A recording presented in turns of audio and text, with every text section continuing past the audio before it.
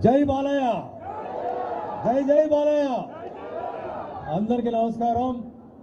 వేదికను అనిపించిన పెద్దలు శ్రీ నందమూరి బాలకృష్ణ గారికి, Andhra Pradesh film development corporation chairman Bharat Bhushan గారికి, వైస్ చైర్మన్ మెహర్ రమేష్ గారికి, మంత్రి గారికి, మరి ఈరోజు మా కమిటీ వారికి, వేదిక మీద కూర్చున్న పెద్దలందరికీ, ప్రియమైన అభిమానులు మీ అందరికీ నమస్కారం.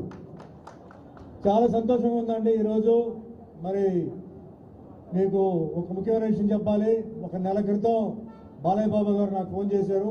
ఆ ఫోన్ రావడమే నాకు చాలా ఆశ్చర్యం అనిపించింది. బాలయ్య గారు నిజంగా ఫోన్ చేశారు లేదా అని చెప్పి నాకు డౌట్ వచ్చి మళ్ళీ నేను ఫోన్ చేస్తే నేనే బ్రదర్ అని చెప్పి మీతో మాట్లాడాలన్నారు.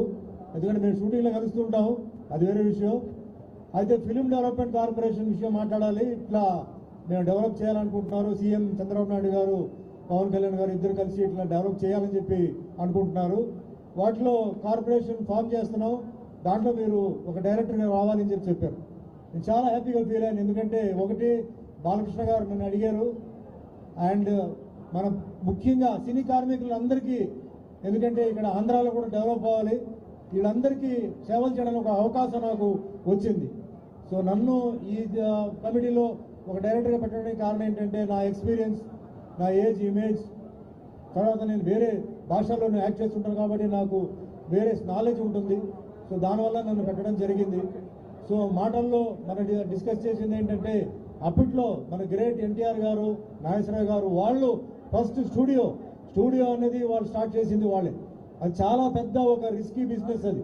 ఎందుకంటే సినిమా ఇండస్ట్రీ ఉంటుందా లేదా తెలీదు, అది మెయింటైన్ చేయాలి.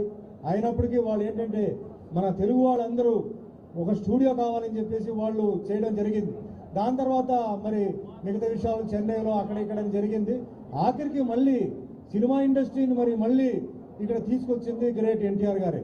అంటే తెలుగు వాళ్ళందరూ ఇక్కడ మన తెలుగు రాష్ట్రంలో ఉండాలి, వాళ్ళు బయట ఊర్లో పని చేయకూడదు, అందరూ ఇక్కడే ఉండాలని చెప్పి తీసుకొచ్చేది. సరే, తర్వాత రకరకమైన మార్పులు, కొంచెం అప్స్ అండ్ డౌన్స్ అవన్నీ ఉంది. కానీ ఈరోజు హైదరాబాద్ అంటే ఫిలిం అంటే ఇండస్ట్రీ అంటే వరల్డ్లో తీసుకుంటే కూడా హైదరాబాద్ అనేది అది ఒక సెపరేట్ హబ్ కింద అయిపోయింది.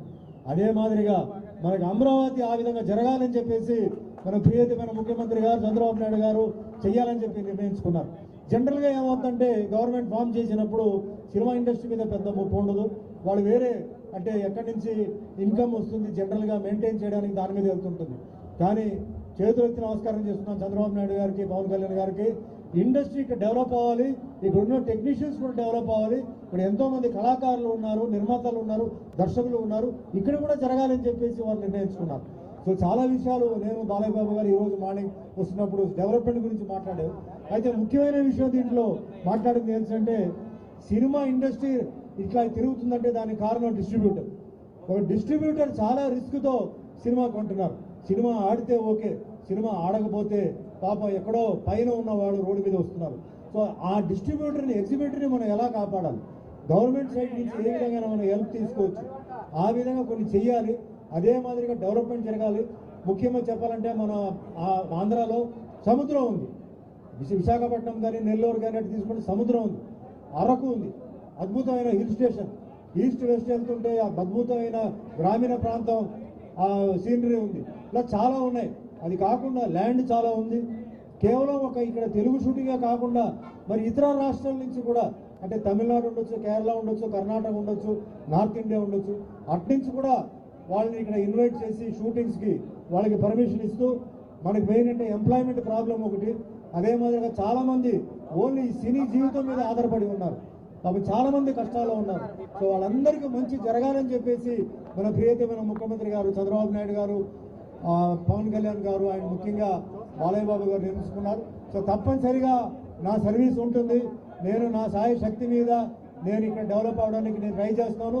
అదే మాదిరిగా మిగతా అందరూ కమిటీ వాళ్ళు కూడా అదే మాదిరిగా సాయం చేసి ఆంధ్రప్రదేశ్ ఫిలిం ఇండస్ట్రీని ముందుకు తీసుకెళ్ళాలి, ప్రపంచంలో ఒక మంచి పేరు రావాలని చెప్పి మనస్ఫూర్తిగా కోరుకుంటూ నాకు ఈ డైరెక్టర్ పోస్ట్ ఇచ్చినందుకు మరోసారి బ్రదర్ బాలయ్య బాబు గారికి ధన్యవాదాలు చెప్తూ సెలవు చేసుకుంటున్నాను. జై బాలయ్య.